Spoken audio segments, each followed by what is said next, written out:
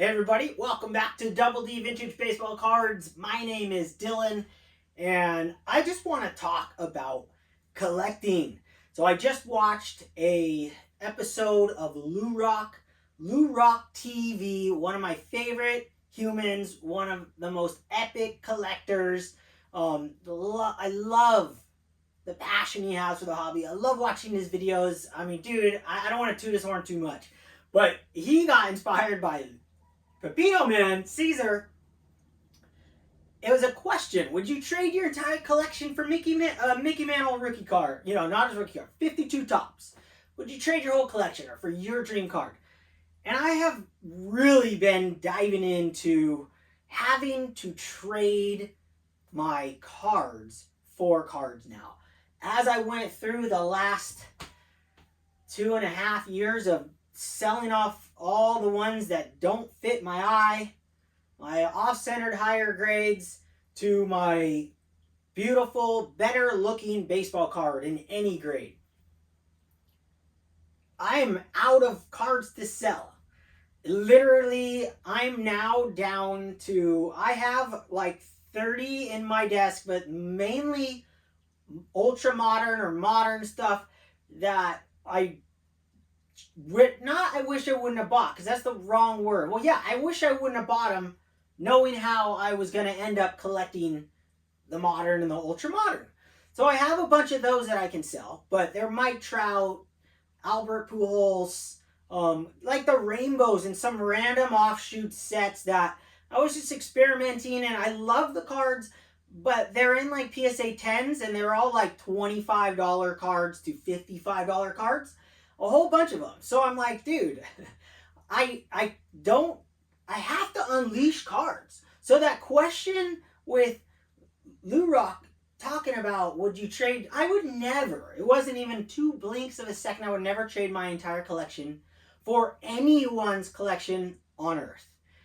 I mean, if you could give me their collection and I could sell it, of course I'm going to take the $100 million collection or what have you. But if I had to keep their collection forever, if I had to keep them as long as I'm going to keep my collection, I wouldn't do it. I wouldn't do it. Because my collection is a perfect fit for me. In my vintage Topps cards, for my eye, the way the card has looked, and all the time, like Lou Rock said, all the time is money. Time searching and searching for these like incredible examples. And I can't just type in PSA 10 and even PSA 9s on a lot of these vintage ones, especially the older ones. They're slanted. So to create this was like fast forwarding, like selling the cards and buying just as many. Actually, I found out probably about 200 more, all said and done, but that includes my own slabs too, from selling all those other ones. But a lot of the cards I've bought are different than I had before, and a lot of them are the same. So I'm in this pickle. I'm in this dilemma right now. What do I do? What do I sell? It's incredible. So how I'm approaching this. Now, before I dive too much further into this video, and this is like an old school video for me. If you've watched my channel and gotten to know me over the years, this is how I used to do and walk around, have a drink, just share my thoughts. That's this right now. So when I share my opinions and how I'm creating my collection, as much as I'm passionate for centered, better looking baseball cards, you know, that I'm okay. I still love looking at everyone's collection. I love watching John 3D80's kid adjust his collection twice now with us.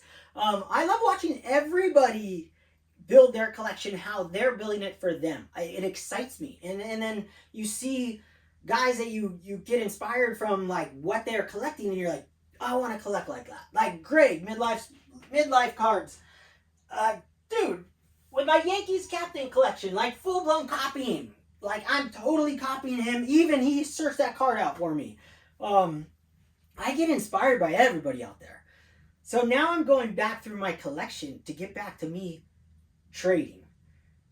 I have to look at my collection and look at it on basing it on trade. So instead of me selling my entire collection or this and this to get this, I'm looking at them as trades, full-blown trades. And I have been going through my collection and knowing some cards that I can upgrade and make look better on an eye appeal, and I will find them at some point.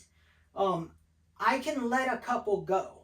As long as I'm not selling them in advance, I find a card on eBay, because that's pretty much all I shop, and some auction houses now.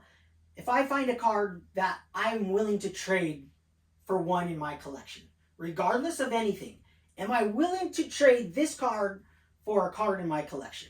So I'm going to show you guys right now a trade that I did just this week. I haven't put the other one up on eBay yet, the one I'm trading, but I had this card, this Waite Hoyt 1933 Gouty, and I traded it. In my mind, I'm calling it a trade, but I saw this on the wall as I was watching, I think, Sammy Thunder and a few other guys talking about cards, and Venezuelan cards came up again, and I have already purchased one, and I got inspired by Sammy in that, but this guy popped up right here. I want to bring all these cards up to share with you guys. So what I did was I said, okay, I gave myself permission. I spent $200 on this card, and I don't know what this is worth for sure, but I guessed I could get anywhere from 200 to plus for this card. In the eye appeal, and I don't need a Waite Hoyt that looks this good. It doesn't need to be a 4.5. If I ever want Waite Hoyt again, I will find a different, a lower grade example so I can sell this. I don't have an attachment to this card. I bought this on a whim with like 4 other Gouties one night. I was probably drinking. I don't remember exactly when, years back, and I bought them all. Boom. And that one, as much as I love the card, when it was on my wall, because I had it on my wall at the time of this purchase, I go, well, I would trade that card for that card straight across. So I bid like $236 or something for this card. And I didn't look up comps. I did not look up comps. Is that dumb? You could say it's dumb all day long, but I prefer to not, when I'm not spending thousands. I'm going to look up comps on big cards, okay, guys? I will just look, have an idea, but on little cards or like $200, $300 cards, and on a card like this, what are you supposed to do? And so I guess you're supposed to look up comps, but I wanted the card. It was coming home with me. And there's only like, 30 of them graded. It doesn't mean anything, but as far as the meaning for the card for me, it just killed it. It hit every box. Why? First, I'll show you. Because of my 1975 Topps MVP collection that you guys know I have. I finished it before I got on YouTube, or it might have been one card that I had never purchased. I can't remember exactly, but I collected this card, all graded, couple different company graded slabs, and it's the 75 MVPs, and this is of Yaz 1967, probably Yaz's most important baseball card of all time. It's one of the greatest seasons in history. Top 4, you could put it in the top 4. You could put it definitely in the top 8. 100% could be way up there. Yaz Triple Crown season, and I collected these. It talks about it on the back. This guy popped up while that live stream was going on, while they were talking about Venezuelan cards. Sammy just bought that sick Willie Mays, and I forgot who else the other guy was, but I saw this ending and I was like, dude, that checks the boxes for me. And it's my first, I'll show you in a second. I'll put these other cards down. But I've been hunting for the 67 Topps Yaz, regular Topps, dead centered, for 2.5 years. It's on my list. I don't have a watch on it, but I just go on there and hunt them down over the years.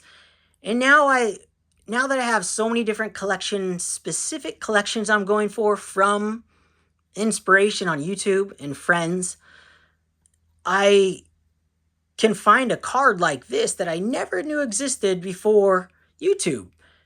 And I can be like, wow, yeah, that is absolutely the perfect card for me. I don't have to keep looking for a centered tops card for the rarity and the centering. And I can find this Veni that looks this good from the front. And the back is my very first, like, aggressive paper loss. But we all give our cards excuses. I'm just pointing things out because that's what I love about cards. I love condition of cards. I love it. And a guy like me and a guy like some of you and some of you girl collectors, like, there's certain things we're just not used to. And I'm not used to having glue or missing pieces on the back of the card. As long as the writing's there, I'm giving myself some leeway on cards that just don't pop up every day. But for me, this card was really simple to find because I was just randomly looking on eBay. What's ending next? And it was ending in an hour. And I go, holy smokes, that is insane. That's perfect. That was it. So I made that commitment that night to sell that other card, purchase this, and I won it for $200. Second Veni, and my second one from 67. I'm going to share this really far up close in a future video for sure, along with his 67 liters card from 1968. And then in the World Series, Yaz smashes 2 homers. Unfortunately for Boston fans, but not for me, Bob Gibson wins the World Series for the Cardinals in 1967. It's just an epic fit for my collection. And that's how I'm going with it. Like, let me show you guys all these stacked up. Look at that collection. Now I think I have a few more that touches Yaz, from 67, from his Triple Crown year, from one of the greatest years ever in baseball. That's how I've been looking at my cards in my collection. It's super weird because I never thought, like, when I went down the other path, one second.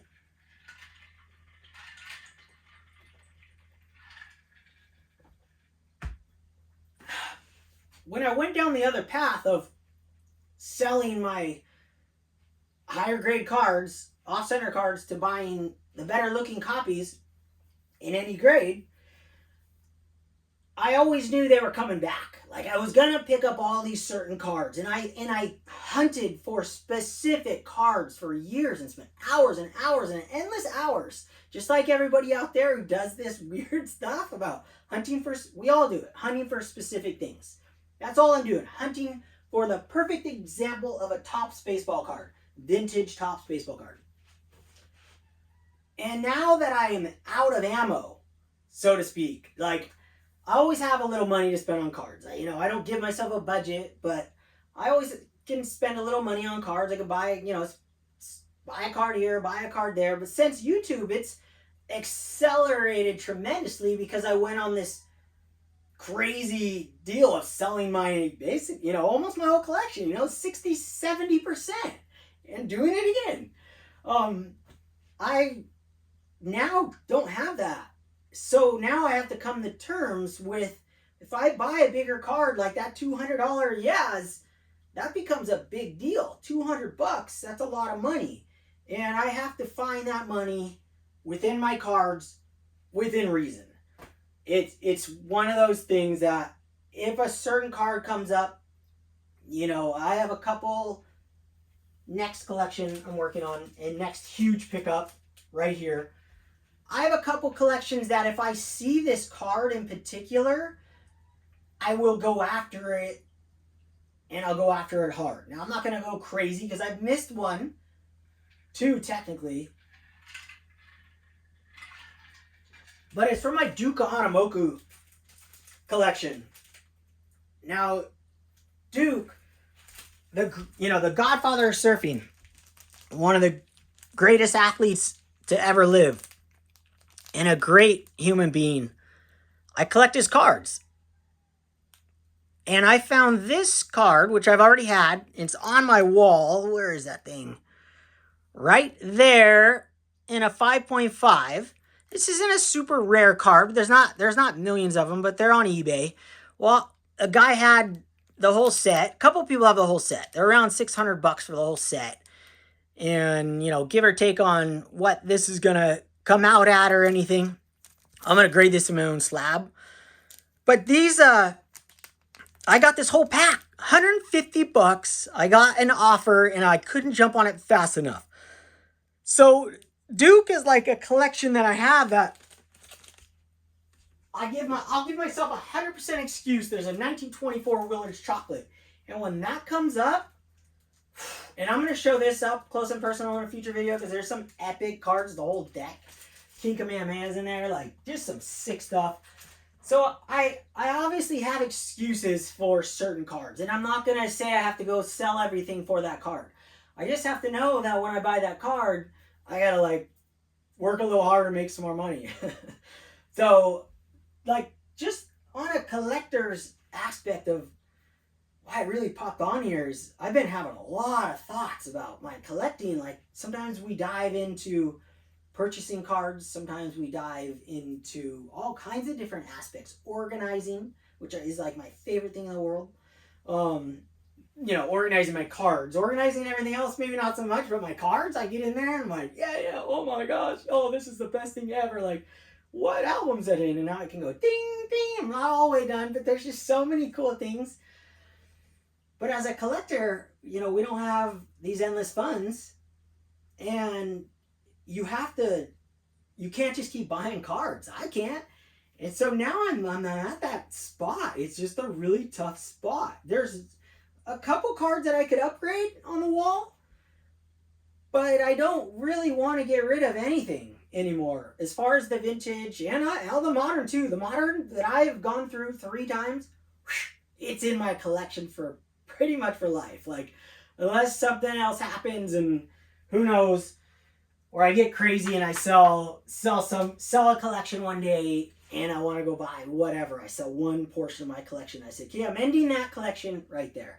But let me talk about a collection that, to me, is my absolute favorite collection I have been working on over the last year and a half. And it's going to sound crazy, but it is true. My favorite collection, well, I guess it won't sound that crazy, is Mickey Mantle. He has completely jumped up on my collecting Mount Rushmore scale. Like, he is the guy for me. When I started, it was Ted Williams. Like, I had so many Ted Williams Play Day cards. And also, I obviously love Mickey Mantle and collected Mickey Mantle, but not his 2000s when he was card number 7 and part of the set.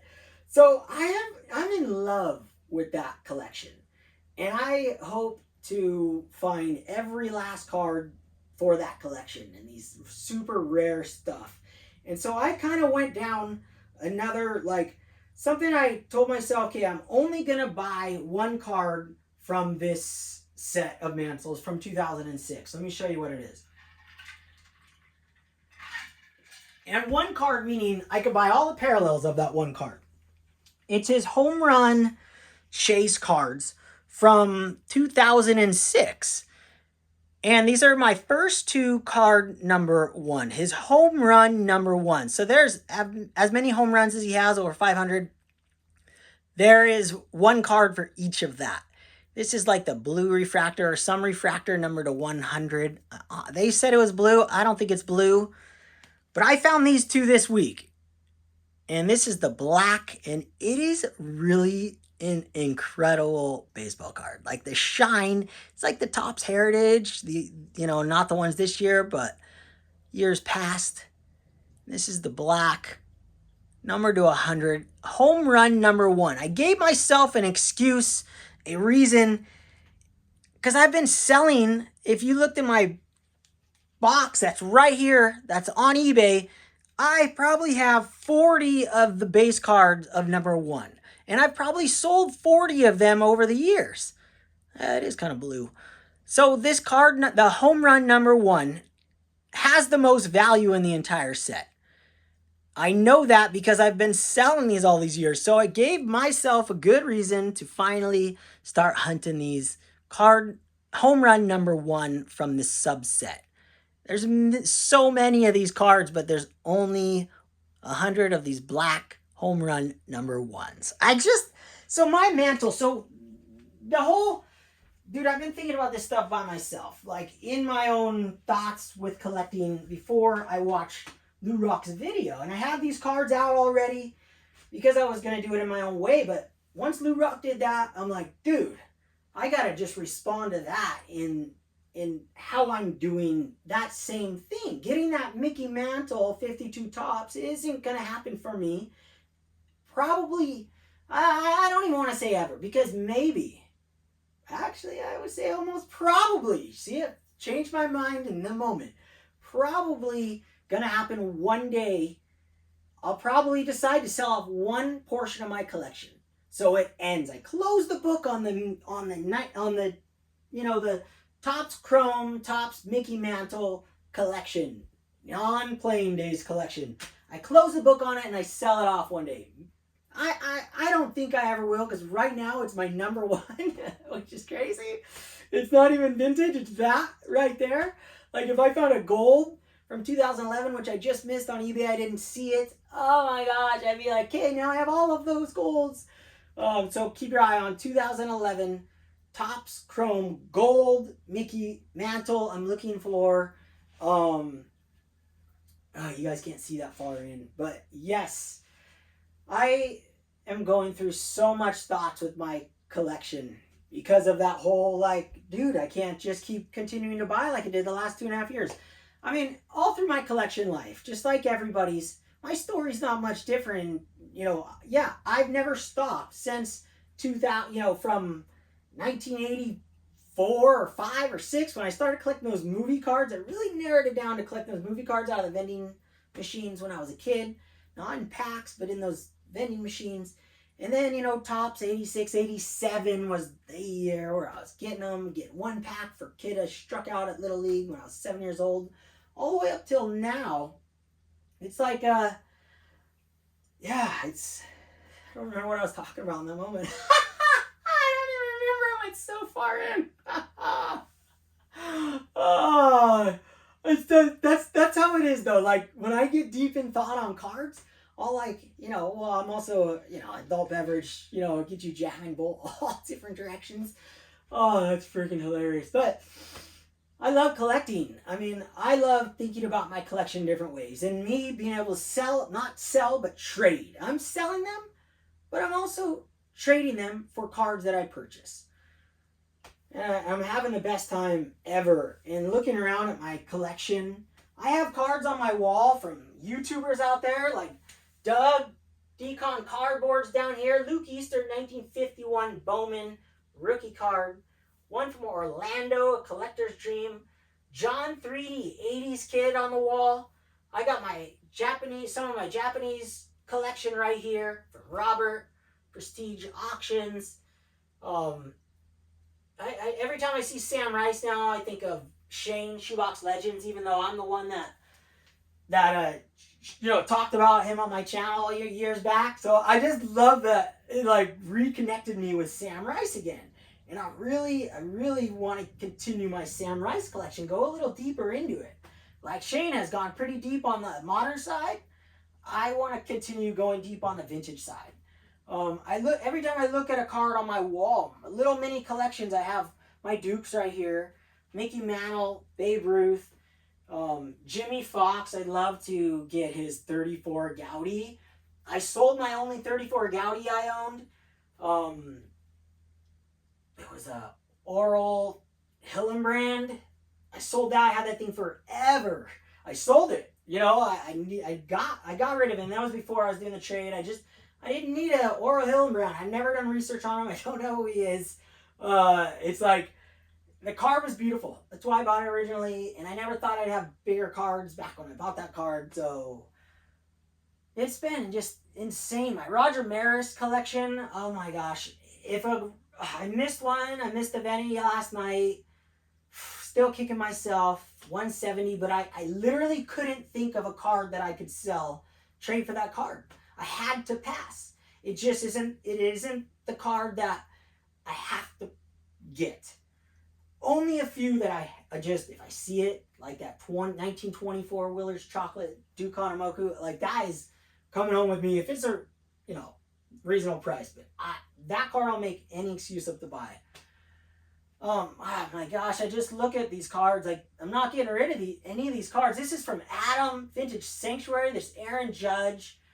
It's right there next to my vintage cards from my home runs with Babe Ruth, Roger Maris, Aaron Judge. All three in a row.